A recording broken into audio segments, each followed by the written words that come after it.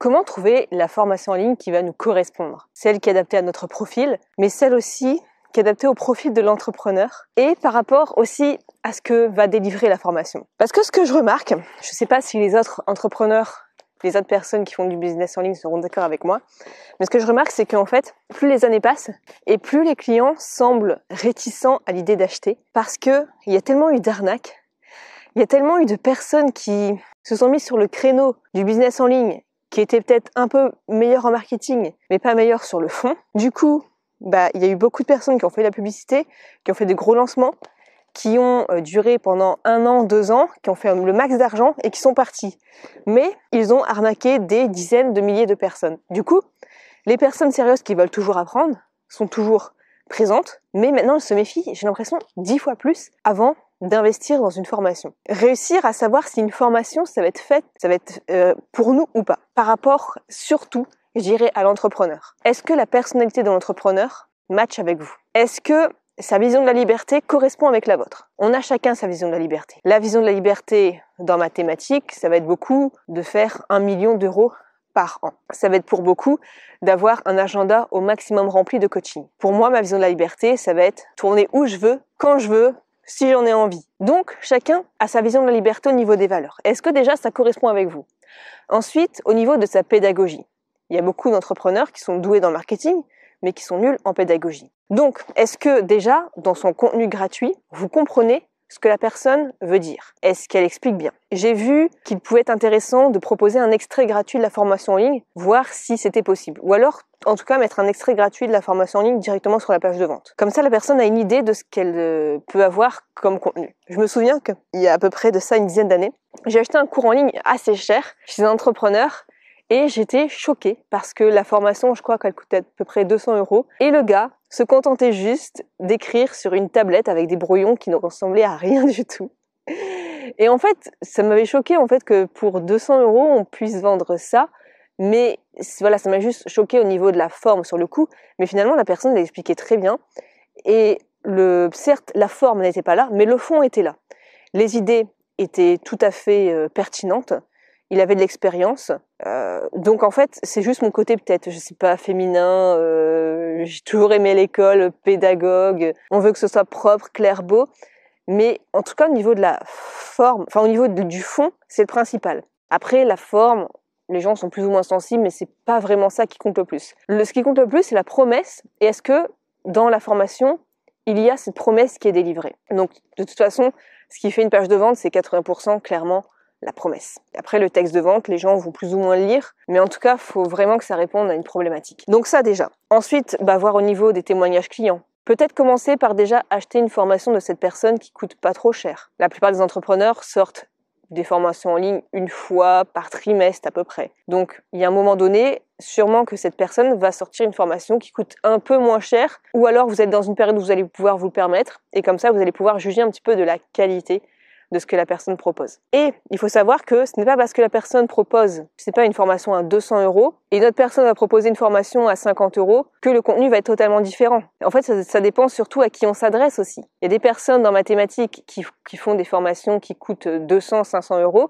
pour peut-être 1 heure, 1 heure 30, mais dedans, ça s'adresse plutôt à des entrepreneurs qui ont des sociétés qui sont confirmées. De mon côté, je peux délivrer, voire plus, mais avoir un prix moindre parce que je m'adresse à des personnes qui ne sont pas autant confirmés. Le prix aussi s'adapte par rapport à ça. Faut pas croire que c'est parce que c'est vendu plus ou moins cher que ça sera forcément de meilleure qualité. Je pense que vous en avez fait l'expérience dans de nombreux commerces. Je dirais aussi d'essayer de voir si la personne répond, parce que combien d'entrepreneurs ont des équipes qui doivent répondre pour eux à leur support, mais ils répondent jamais. Ou alors ils vont répondre 1 mois plus tard.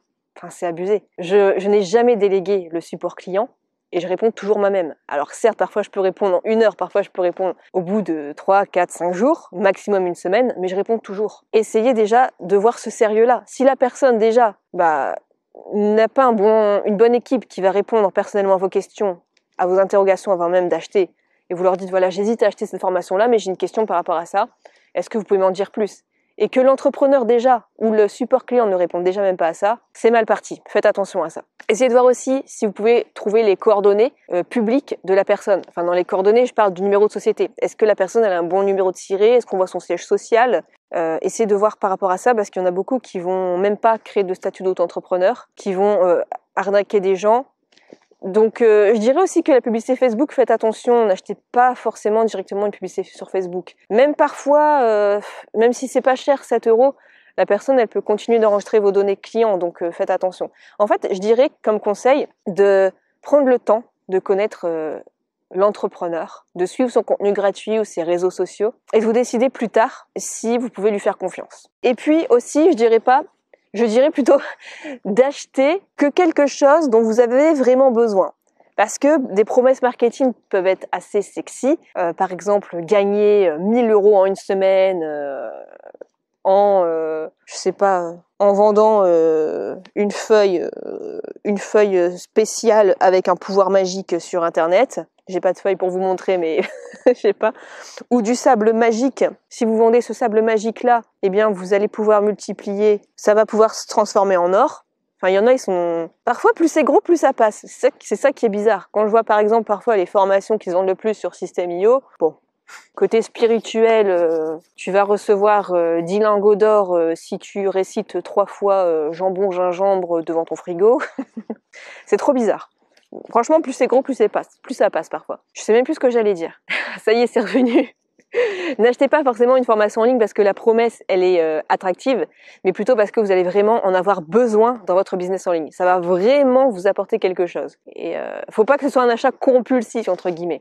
Faut vraiment que vous en ayez besoin. Ça sera adapté à vous. Aussi par rapport à votre niveau. Est-ce que vous êtes débutant, expert confirmé? Donc regardez aussi par rapport à l'avancement de la personne et à qui elle s'adresse. Et aussi on me pose tout le temps cette question, en combien de temps je vais avoir des résultats? Mais je ne peux pas le prédire, je ne peux pas me mettre à votre place. Je n'ai pas votre histoire, vos croyances, vos blocages. Là où vous en êtes, le matériel que vous avez, le temps que vous avez y consacré, votre famille, si vous avez déjà un business en ligne, enfin, ça demande trop de données et surtout, l'état d'esprit.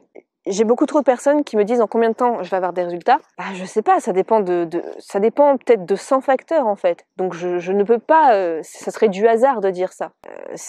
C'est normal de ne pas pouvoir vous répondre là-dessus. Enfin non, même pas, ça dépend de tellement de choses. Je peux même pas me comparer avec mes propres résultats parfois parce que il suffit parfois des facteurs sur 100 qui changent et ça peut changer toute la donne. Donc je peux même pas m'avancer là-dessus en fait. Il faut juste que vous ayez confiance au fait que l'entrepreneur a réussi avec cette méthode-là, qui vous l'enseigne, et que si vous êtes assez raccord avec sa personnalité, ça peut marcher pour vous. Et puis je dirais une dernière chose, il n'y a pas de secret, il n'y a pas de magie, il n'y a pas de formule secrète. On utilise parfois ça dans les promesses de vente, et ça m'arrive aussi, des petits trucs que je ne dirai pas sur YouTube parce que ce sont mes stratégies à moi. Mais il n'y a rien de secret. Ce que je veux dire, c'est que le plus grand secret, ça reste le travail. Plus vous travaillez, plus vous allez être sérieux dans l'application des méthodes, plus vous aurez de chances d'y arriver. Voilà, c'est tout ce qu'il y a à dire surtout.